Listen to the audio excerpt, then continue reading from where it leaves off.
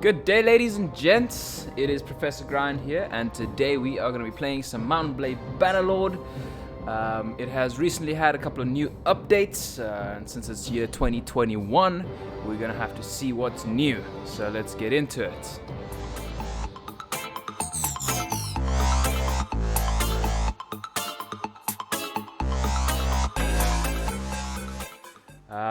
Now, preferably, I always like to go with the Azurai, just because of your caravans being so much cheaper, as well as that 10% less trade penalty, which makes a massive difference compared to your other factions.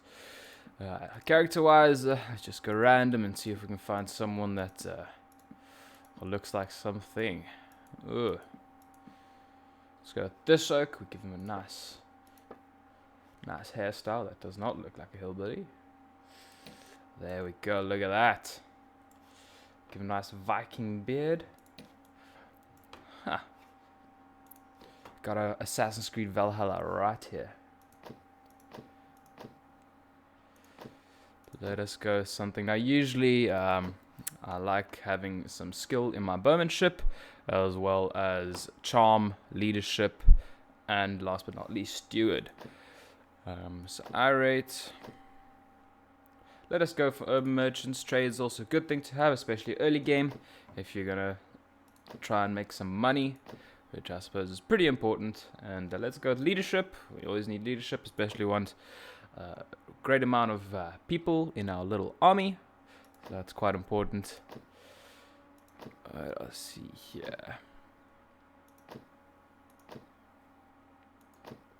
Let us go with this. Increase our charm a bit. Do need something in our bowmanship, so let's see here. Riding and bowmanship important.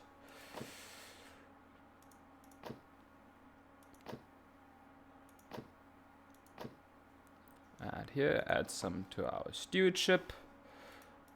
Gonna be quite the great help when it comes to handling towns and settlements. And let's go with that. Oh, name. Let's just randomize, see if we can find something nice. Since it's all Azurai names, we can just go with...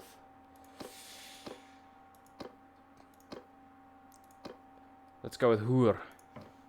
I rate that's how it's pronounced. We'll be playing on realistic. Just to give it that bit of a fun part to it. Okay, let's get into it. Tutorial, we can just skip that. Pretty sure I know what I'm doing.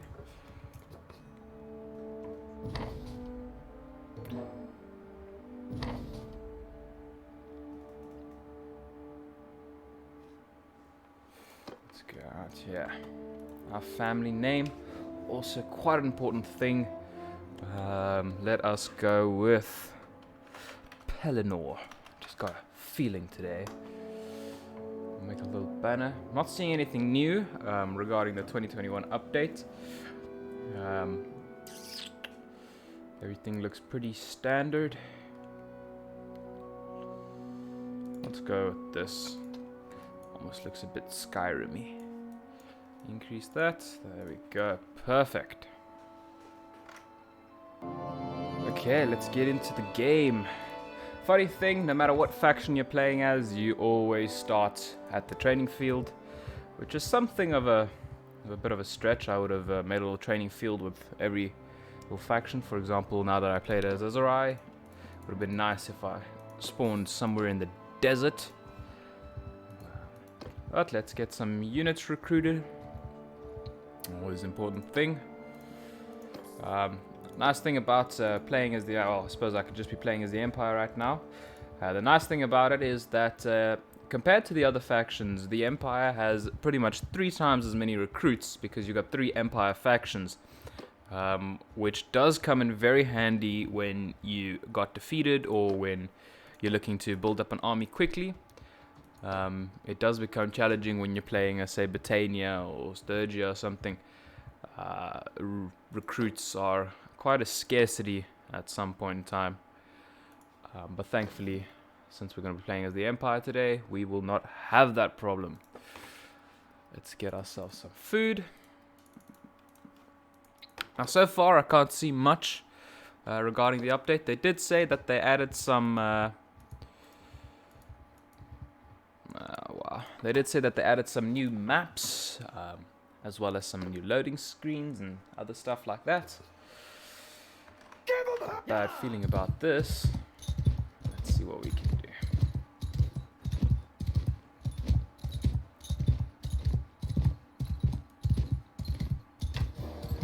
Oh, bowmanship's terrible.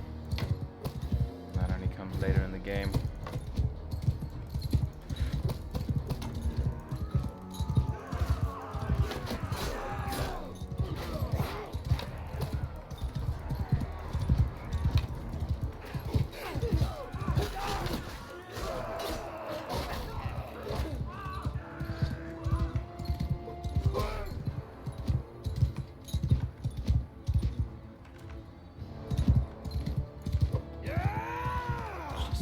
This guy off.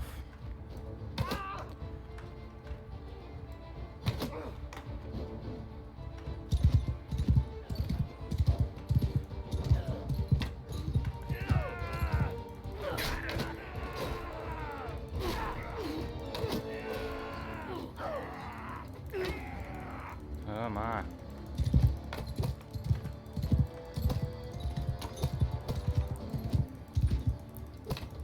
The accuracy in the beginning of the game with a bow and a horse is terrible. I suppose that's where skills come in later on, but wow. It's really getting to me, isn't it? Nice thing, if you're gonna play as a horse archer or on horseback in that sense, you'll always be able to have a much wider range on the left side than on the right side. That's just obviously because it's got that realism factor to it, and since your bow is on the left side, it wouldn't be very realistic if you could go completely to the right. You can see here, I have arrows. Next battle.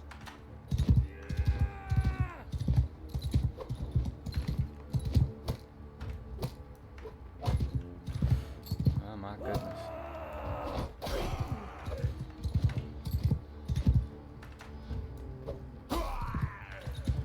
Last but not least, poor guy saw it coming. He started running early.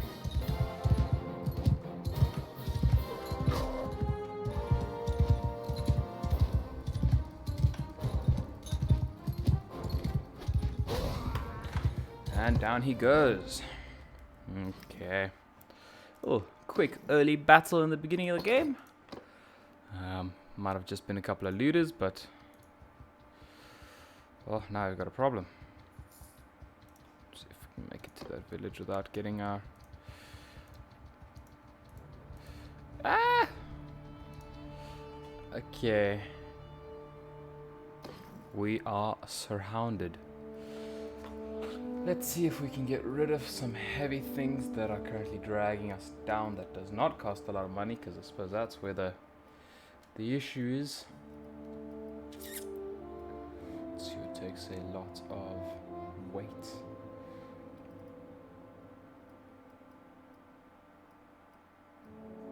We don't have that yet. We're quite overweight, especially regarding food. I suppose the best just to get rid of food. That way we're nice and quick and we can outrun these bloody looters.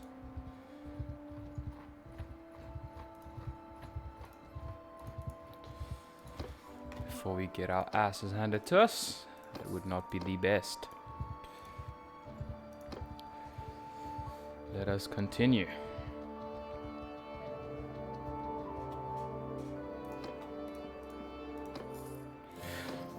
We should be able to upgrade some.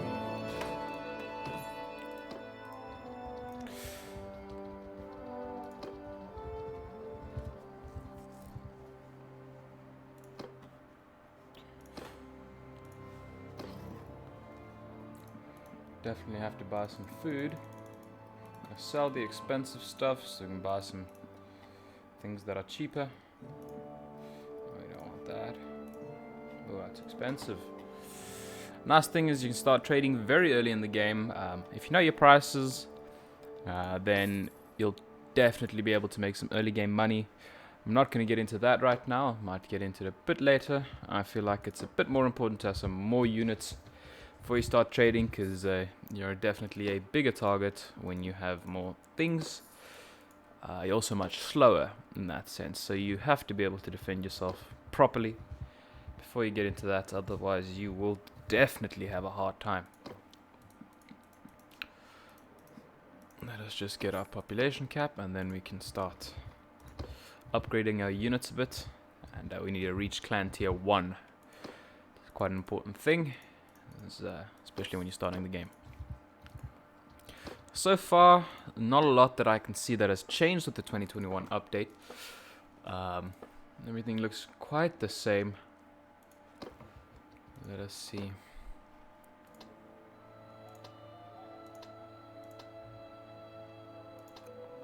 There are some new skills and traits we can unlock that I haven't seen before. I suppose we'll get into that later with later game videos. Let's see here. Let's go with the barter penalty, especially since we will get into trading sooner or later. It is a very nice thing to have.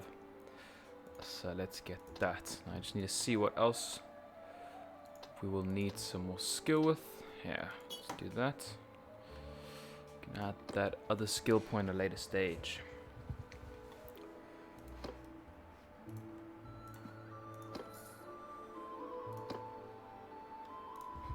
Alright, we just get our little army going, and then we can start attacking some looters, some bandits, and upgrade them a bit. That way we'll be able to take on stronger forces and get our clan level up quicker. Which I suppose, if you think about it, clan level is the only thing that really matters at the end of the day.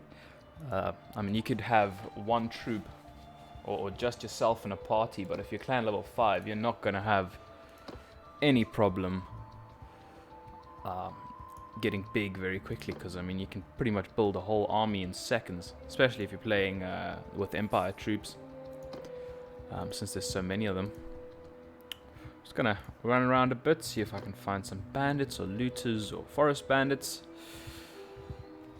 Otherwise we can go up north and we can get some raiders and things like that. They're usually a bit tougher to fight, but they will give you a lot better gear. So if you are looking early game to get some good stuff and you don't want to buy them, definitely the way to go. Or you could go to the east and you could attack some horses, some horse bandits or whatever they're called, and they'll definitely give you some good gear. Let us get started. Let the battle begin. Obviously, don't have any good units yet, so there's no real point in doing strategy. Later on in the game, it does become quite an important thing, especially if you've got a nicely balanced army with some cavalry, some archers, and some infantry. Nice thing you could do, especially once you have your balanced army, or to reach that balanced army in a sense, is having pretty much any good troop from a specific faction in your army. So what I like to do is we get some Fian champions, those are archers, because they are by far the best, and then infantry are usually the Empire. Your legionnaires are good infantrymen, easy to get. Alright, that's your best bet. And for cavalry wise, Landia, always good. But we shall get into that a bit later into the game. We have won this battle, so that's a good thing. One of them's getting away, let's just finish him up. Each little unit counts, especially when it comes to XP.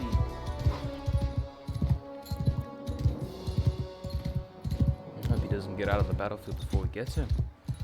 That'd be quite sad. Archery's still terrible.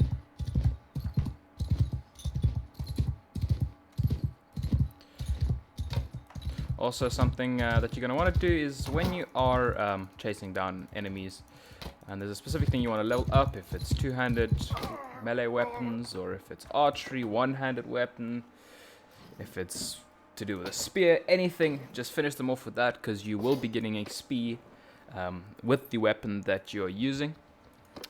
So if you are using, let's say, a bow, you will definitely increase your bow skill, especially if you kill quite a bit of men at the end of the game, and that will definitely be to your advantage. Let's even this out nicely. So to keep an eye on our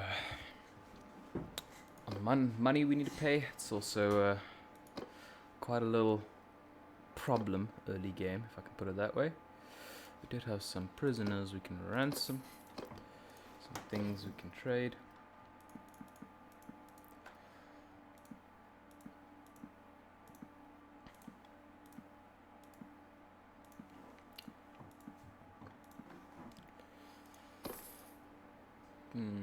Okay. Alright, we run around a bit more, see if we can find some more looters, just to upgrade ourselves a bit more. It will also give us a decent amount of renown. As you can see, we still need quite a lot, especially if we want to reach clan tier 1, which is a necessity at this point. Now later on in the game, it does become a bit easier to obviously level up your clan, since now you will be attacking bigger armies and you'll be able to defend against them. So that will definitely be beneficial. Yet again, the higher your clan tier gets, the more XP you'll need for it. But it does become a bit easier. Now, the thing that you want to do, especially if you're fighting with another army against an army, like I'm doing here, is you just want to charge. You really want to get your men ahead of them, or the enemy in that sense. Because if you don't, they will be getting all the XP if you stay back. Your troops will not level up, which is something they added in a recent update, because I remember that troops used to kind of gather XP together, so it would almost even out in an army, but now it's per unit. So if that specific unit does get many kills, it will level up more, or will have a greater chance of being able to level up. Let's level up the troops we've got here. Sort them nicely. Oh wow. Ah well. There we go. Let's see if we can find another couple of armies.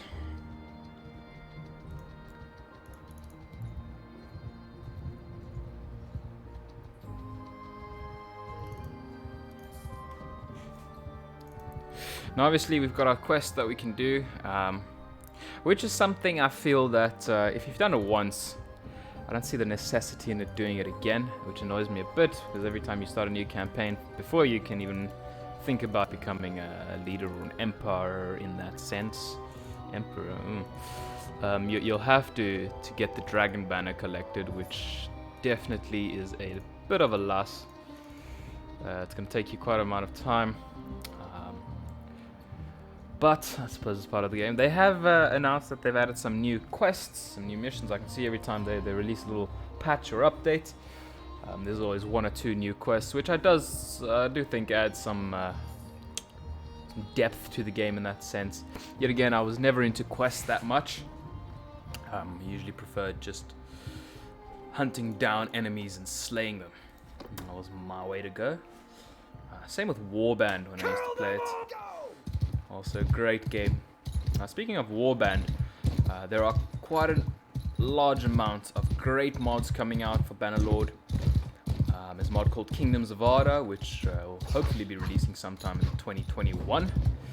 Looks like an absolutely great mod. It is beautiful, especially if you're into the Middle Earth universe, so you like Lord of the Rings or The Hobbit. I can promise you now, you will definitely enjoy it.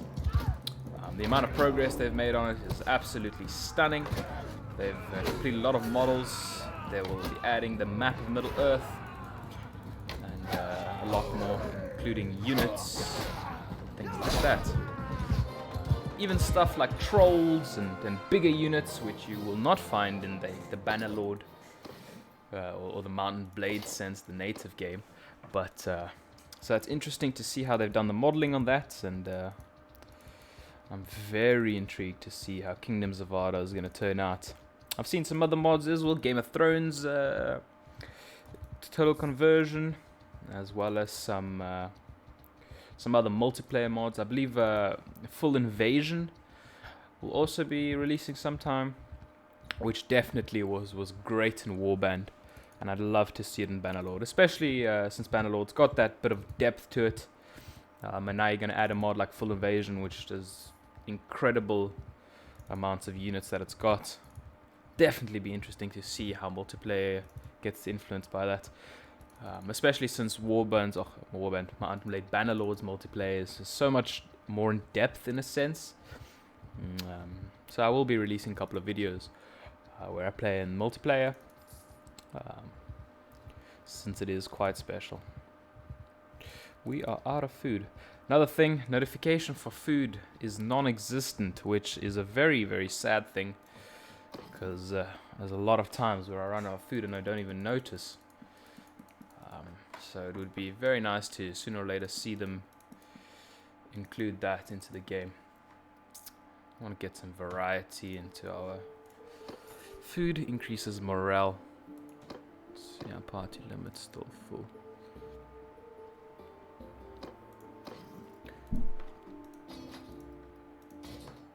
Now we do need to get some money. I accidentally just spent it all, which is not the smartest idea. So we need to find bandits very quickly. Otherwise we'll have a rebellion on our hands. I did see that they released rebellions and such when you're in your own settlement or castle. Usually it is influenced by either the governor you've got. If it is a different faction, or the governor or your companion in that sense is a different faction than that of the settlement, it will definitely have a loyalty loss, which in turn is your rebellion basically. I think when it hits 0, your town or city will rebel, and it's quite an interesting addition that adds, as I said, a bit more reality to the sense of it. Another thing that they haven't implemented yet is you can leave your companions in villages, but there hasn't been a lot of work done with that.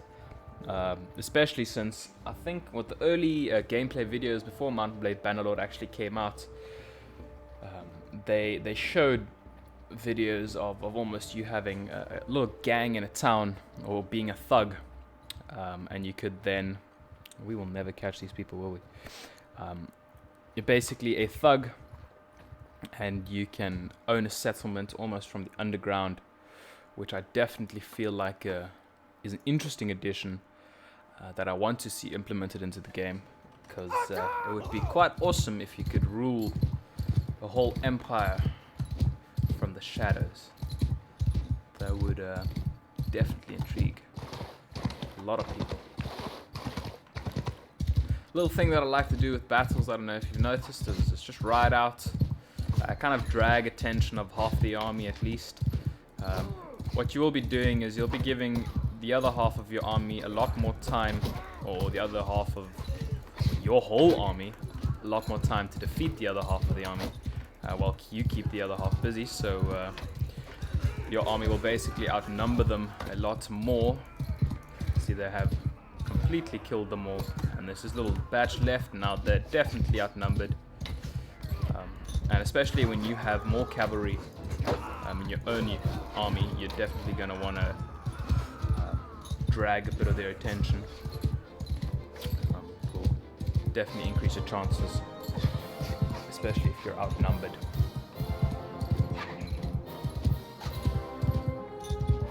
Same when you're playing against an army with a lot of archers, then it's very easy for them to take you out in a sense, or to do a lot of early battle damage, because now they are going to be firing onto you before you can even get to them, especially if you've got a very military infantry based army. But if you then have a bit of cavalry, you could distract the archers by just running next to them. They'll start shooting at you and not the rest of the army, and you can just let your army charge, and they will almost take no casualties when it comes to getting hit by arrows, which is definitely something you'd want to keep that way, because especially if you're playing against Britannia, The Fian archers are absolutely devastating to play against, so keep that in mind.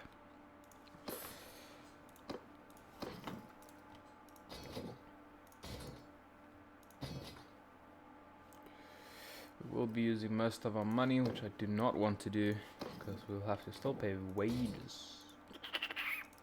Let's upgrade these. There we go. I have to start looking for a bit bigger armies to fight.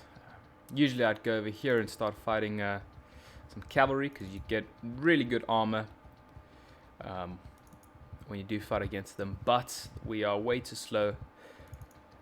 Another thing, how you can increase your speed is by having a lot of cavalry units in your army, or just by having horses in your inventory. So what it will then do is your footmen will pretty much ride the horses, and it'll give you a little speed bonus over here, as well as you not being overweight so quickly, because you have a lot more horses to carry the weight. But you'll be able to see that when you play for yourself. Let's see if we can get these looters.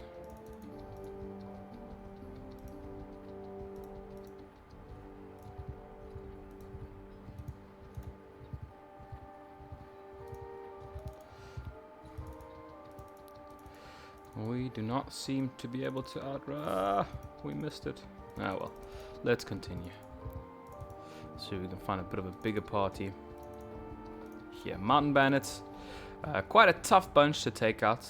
Got stronger armor, a bit stronger units, but therefore they will be giving you quite a bit of a decent amount of troops, which is something you'd definitely want.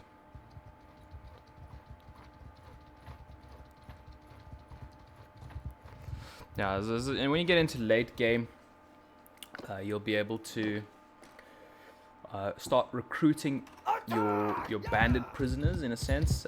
So if you have, let us say, you've got some forest bandits. That's the best example they've got for recruiting your prisoners.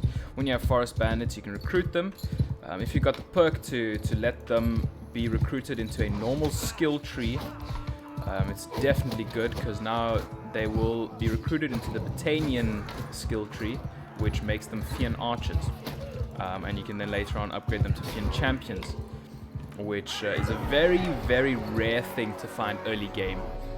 So if you can have even a handful of troops, if you've got 10 Fian champions, you are definitely good to go. And there is not a lot people can do against it, because they are strong. I feel like you can almost take out 3 times as many troops, or an army 3 times bigger than yours, just by having a decent amount of Fian archers, because they do an incredible amount of damage, especially their range also much further than any other archers, which is definitely something to keep in mind. Once we have reached clan tier 1, it becomes a bit easier, because sea raiders, yes. As I said, once you reach clan tier 1, things become quite a bit easier, because now you'll be able to have a bigger army, which in turn means that you can start attacking rival clans, in a sense. So you won't be attacking another faction, but you'll be attacking rival clans, which usually have about a party size of maybe 30 to 100. Which, if you have 50 good men, you will definitely be able to take them out. Now, sea raiders, very good. Usually have a very decent troop tree regarding armor.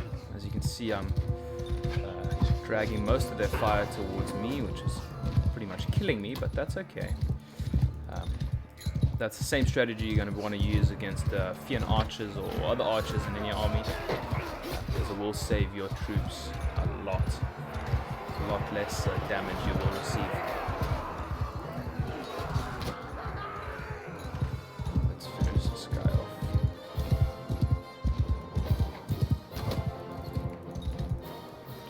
I have finished thing off with the bow and arrow, just because I want my horse archery skill to go up quite a decent amount, because that is what I will be using later on in the game. See, we've got a nice little thing here. we gained a cracked shield, which is something that is very nice to have. Not the cracked shield, but a shield in general. Does come in handy. I've got a cape too, or a scarf. Look very fancy now. Oh, this is ugly, but it's got a good head armor, so we might as well use it. Let's go sell some of the stuff.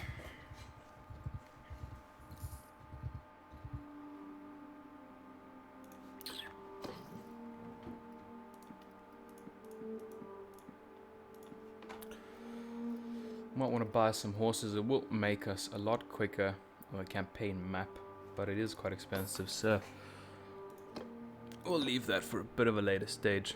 Got some units we can ransom.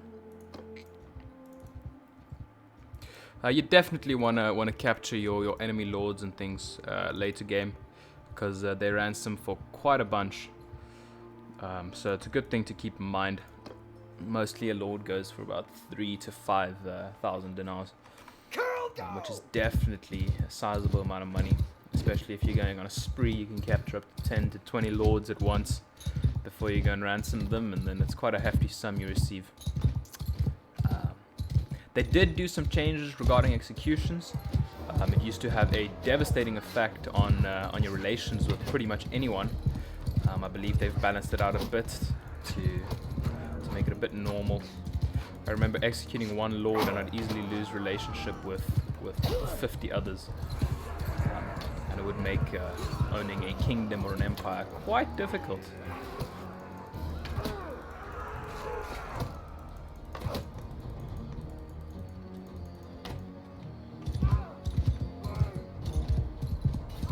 He's dead. Dead man tell no tales.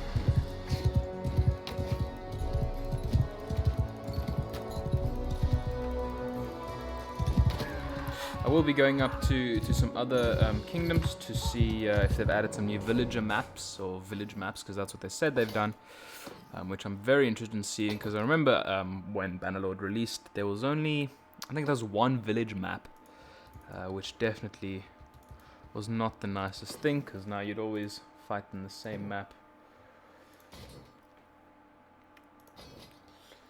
Let us upgrade these men, so you can attack this little hideout. Oh, we just missed it. Now, they've also changed some things regarding hideouts, is that you will no longer just randomly spawn in with a bunch of random troops. You'll now be able to pick the troops you want, which definitely is an addition that is very valuable to the game, because it was very annoying when you just join in and the AI would then take your weakest units, and it would absolutely hurt my soul to go into a battle with peasants when I've got a whole legionnaire army. Pretty even fight here. Also something they've balanced out. I remember going into a hideout and facing, I think, 40-50 men, and I only had 10. And I see I've done a couple of hideouts now recently in some other campaigns, and they have never been more than 15 men, which is definitely much easier. This actually, the hideout brings back Warbound memories. There was a hideout that is very similar to this. I almost feel like they took it from there, which is a nice little addition. I really enjoy. It's quite beautiful, actually. It's one thing, visuals in Bannerlord is absolutely stunning. I really got to give them credit for that. I feel like there's a lot that can be added.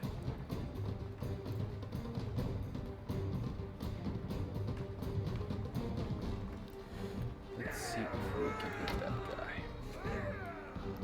Now this is modern day sniping with a bow and arrow.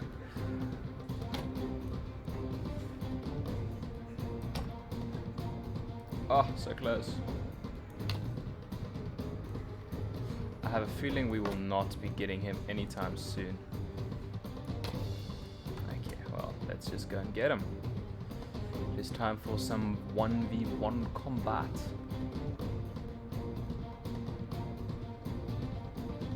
Also, very interested to see what DLCs they will be releasing for Bannerlord, if they are releasing any. But obviously that is still very much in the future, since I mean the base game isn't even out yet. Oh my, what is going on? Look at that. My shield would not go in the middle. That is ridiculous, but anyway. Did we actually lose? Oh my goodness. Okay, a little tip for those of you. Do not die in a hideout, because apparently you will lose. That was very sad. I'm just gonna wait for my hit points to recover a bit so that I can take it again. That was quite the little sad thing that happened there. Yeah, I can't join with that little HP. Damn.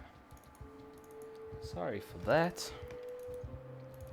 As I was saying regarding DLCs, since Mount & Blade Warband had Napoleonic Wars, and what was the other one? It was a Viking Conquest, yes. So definitely would be interesting to see what they add in Bannerlord. Maybe when they add something to do with Vikings, it would be nice to see some boats and things. I remember Warband had a couple of mods that would add seafaring in that sense, so you could have sea battles, as well as being able to go onto boats on the campaign map. Now the thing about your veteran infantry or your Imperial Legionnaires, they have javelins that they can throw, but they will not throw them against the enemy if they are just defending. So if you're going to keep them in a line, they will not naturally throw their javelins. They will only throw them if they're actually attacking, as I'll show you now. But if you keep them back, they'll not throw them, which is a sad thing. There they go. Because you will lose a lot of damage that you will otherwise be getting if they did throw them. So I'm not going to get into this fight too much. I want to keep my HP a bit so I can go and finish that hideout off. Just let my men do the heavy lifting. It's also a funny thing about Bannerlord is, I mean, you pay, what, let's say 200 to upgrade your troops from whatever to let's say Imperial Legionnaires or something. But I mean, the armor they are wearing is worth 50,000, if not the 100 or more. So that's something that is quite weird, actually. But I suppose nothing you can do about it. You can't really expect them to ask you 100,000 per man you want to upgrade. So I suppose I'm just being foolish. Let us finally take them down. I wonder if the hideout will have the same amount of troops that it had last time, or if it will now have less troops. So let's find out. It has less troops. Look at that. Lucky us.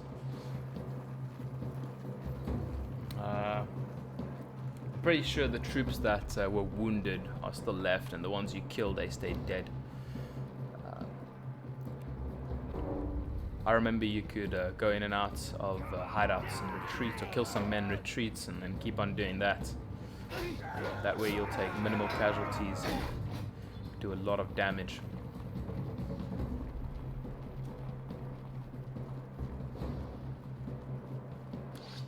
I feel like my athletics is terrible compared to theirs. I'm so much slower.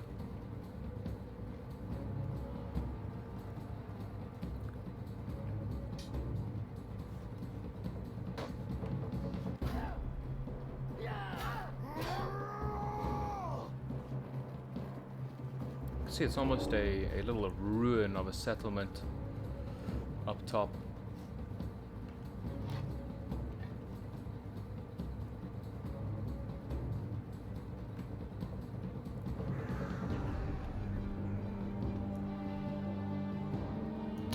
I'm gonna try and not die this time. That was pretty sad.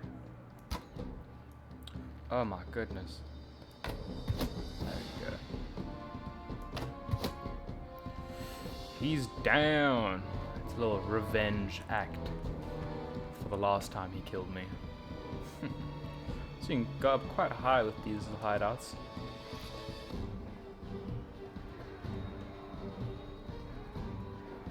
Now, for those of you that don't know, if you press Alt, you can see where your units as well as enemy units are. Now, I'm not going to fight this guy because my HP is low and I do not want to lose this. So, I will let my men take care of it. As you can see, your raiders have a lot better armor than your normal looters or your bandits. Which is a good thing in a sense, because you could be getting it in drops if you are lucky.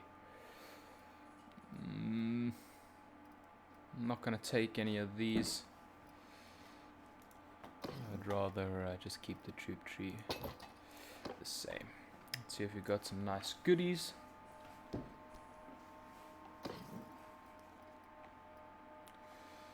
Got a new horse. Got some weapons. Yeah, we've got a shield that is better than the one we had. That is a nice little addition. Nice is we got a lot more. I mean, we got 9 shields. Each go for 77, so that's a decent amount of money, as well as some other stuff that is definitely beneficial. That's why it is quite nice to go for hideouts. Also something that wasn't always that way. Every now and then you go and take out a hideout and you pretty much get nothing, and you just think what a waste of time that was. But anyway, I'm going to keep the horse because as I said, our men will be able to ride on it. Also increase our carrying capacity, which does become quite important, especially if you want to have more stuff, or after you've looted an army you will have a lot of stuff on you. And if you don't have enough horses or men, you will not be able to carry it, or you'll just be very slow, which is quite a risk for another army attacking you. So I'm going to sell some of the expensive foods because it does give you a morale boost. But at this stage, I'd almost just prefer having the money. Because, I mean, we are getting a nice, decent amount of cash. Let's see if there's anything worth buying. I feel like the only thing that I'm kind of missing is the armor. Yet again, armor is crazy expensive, and not the best over here. Let's skip it for now.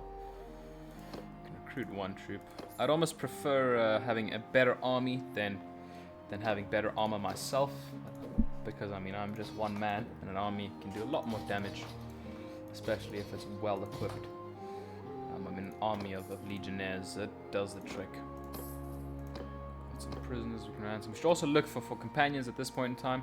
A nice little thing that one can do is if you right click on a companion, you can see what skills they've got and what traits. So depending on what you want to go for, you can look at their traits and skills and hire them for that. Or what you can do is you can go to Heroes tab. This will show you all faction leaders, other armies, but wanderers as well. So when you click on the Wanderers tab, you can see all the Wanderers that are in your game. And what you can do is you can click on each one of them, and it will show you the skills that they've got. So that makes finding a specific Wanderer or specific type of Wanderer that you're looking for a lot easier. Say you're looking for someone that's a good engineer, there he had 80 engineering, and you can do that. Or if you're looking for someone that's good with trading, you can just have a look or a scroll through these things. For example, Salah the Golden is an absolutely great companion to have, especially if you're going to make him an army because of his tactics and his leadership. So he will be a nice addition to an empire that you can create. One thing that you do want to remember is that it's difficult to find them, but at least you can look where they are settled at that specific point in time, and you can quickly go there and see if they're still there, and most of the time they will be there.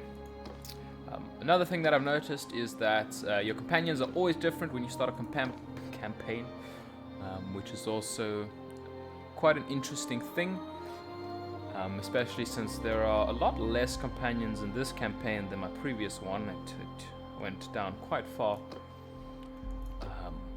which is a bit sad in a sense. I almost wish that your companions would change over time. I feel like that would have been quite a nice thing. That's where you can kind of refresh your own army and your companions that you've got. Especially since there is only so much actual useful companions that you'd want to have on you. Now I'm just gonna run around a bit, see if we can find another army to fight. Not seeing a lot though. Yet again, early game usually is not a lot of excitement in that sense. It is once that you start joining a faction that it becomes interesting, especially if you are having a war with someone else. And you will also, we still need to upgrade our clan tier to 1. Then we should be able to join another faction either as a mercenary or as a vassal, which I think is the earliest or the easiest way to get into fighting in a sense. Because you will not be able to create a big army and then take on a whole faction early game. So if you're looking for any early game action, definitely joining another kingdom or becoming their mercenary is the way to go.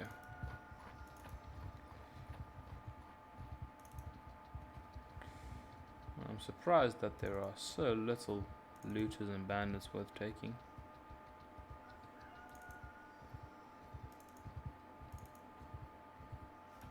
What was that? What was that?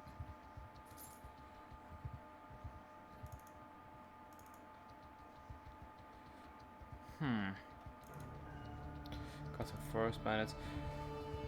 Forest bandits, okay thing to take on. You're gonna run into problems because they are quite good at a range. So if you are mainly infantry based, taking on an army of forest bandits will definitely not do you any good. Yet again, it's not necessarily bad either. Let's see if we can take. We are running out of money. We need to start fighting people soon. What we should have done is gotten into trading, since we had a little capital for that. I was stupid not doing that, especially since I've run across the map anyways. So what you can basically do is you can run from one settlement to the other. Just go into the trading tab and see what's nice and cheap and what's expensive. You'll also be able to almost have an idea of what's cheap if you don't know the prices. It's just by looking what villages they have around them and what those villages produce. So if there is a silver mine close to that village, or close to that town, or it's got a village that is a silver mine in that town, you can just assume directly that silver will be much cheaper there, as well as things made of silver. So jewelry will be cheaper, and then things like that. Also, a nice thing is if you're going to get into making workshops, it's also something to remember is just by looking at the villages around it, that is probably the type of workshop you'd want to create. Just because the price of you having to buy the things will be a lot cheaper than usual. So I know Cianon, I'm not even going to try and pronounce that, usually has very cheap stuff, very good early game settlement to go and visit, buy some things, and then go and sell them around. Because they usually have very cheap things compared.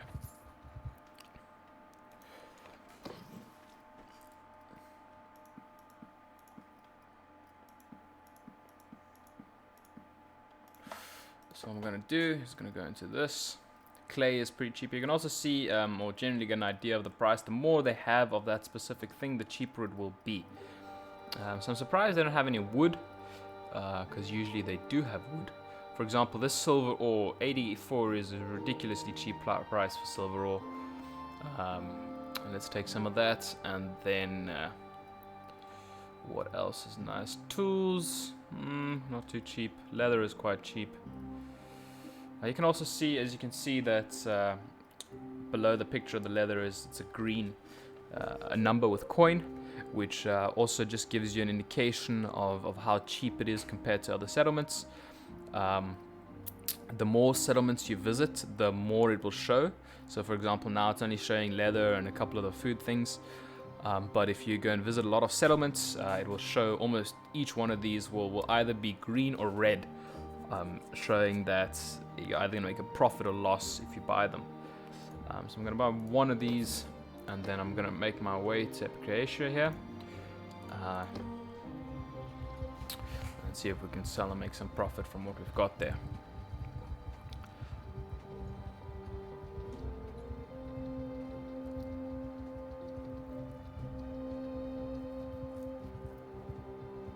You'll also be able to see, once you start making trade caravans, your traders will basically, they'll go to different towns and you'll be able to see the profits and losses you'll make on most products, even if you haven't visited the towns, just because of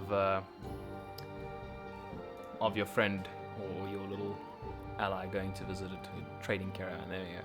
So hardwoods, generally quite cheap over here. I'm gonna buy some of that. You can see leather we sold for a nice decent price. Silver ore, generally still cheap here. That is mainly because they have their own silver mine. So I'll be making my way to the next little settlement, which is Diatherma. Now, please don't judge me for the pronunciation of these settlements and towns, for I am only human. And a South African at that, so forgive me if anything is not pronounced the way it should be.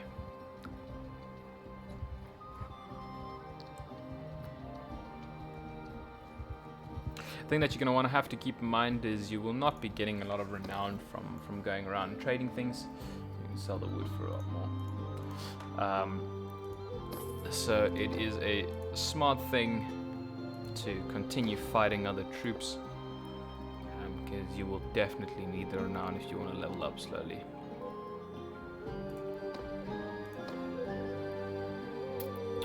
Let's make our way to Saniopa. If I do see a rival clan with a low amount of troops, I will take the risk and engage, just because at this point in time I need better armor and more money. And usually your rival clans have great troops regarding armor and stuff like that, which you will have a chance of getting. It's a good thing to remember. I have a feeling we bought silver ore for more than we should have, because it is really cheap over here. Which almost makes me wonder. See if I can use all my money. I'll do that. We will use or lose 1 day of party wages, but I'm hoping that we'll be able to sell it for a decent price.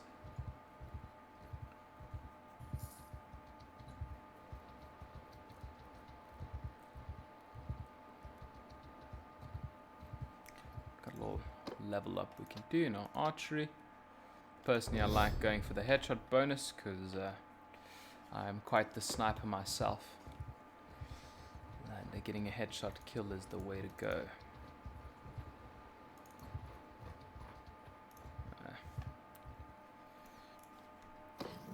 Look at that, we finally sold for more than we bought it for, so that is great. I'm gonna end my little trading spree here because it is not doing much for us, especially since we do not have a lot of money to work around with. Later on the game, if you've got a couple of grand to invest, definitely just going from one town to another, you'll easily make a grand profit between each town, which will be enough to pay your party wages and a lot more. But yeah, I think this is a good time to stop the stream. I will be playing on my own a bit, just building up, reaching clan tier 1 or 2 maybe, getting a bit of a bigger army, and then I will almost make a series out of this, see if we can do a couple of parts. And if you guys enjoy it, please leave a like and subscribe, and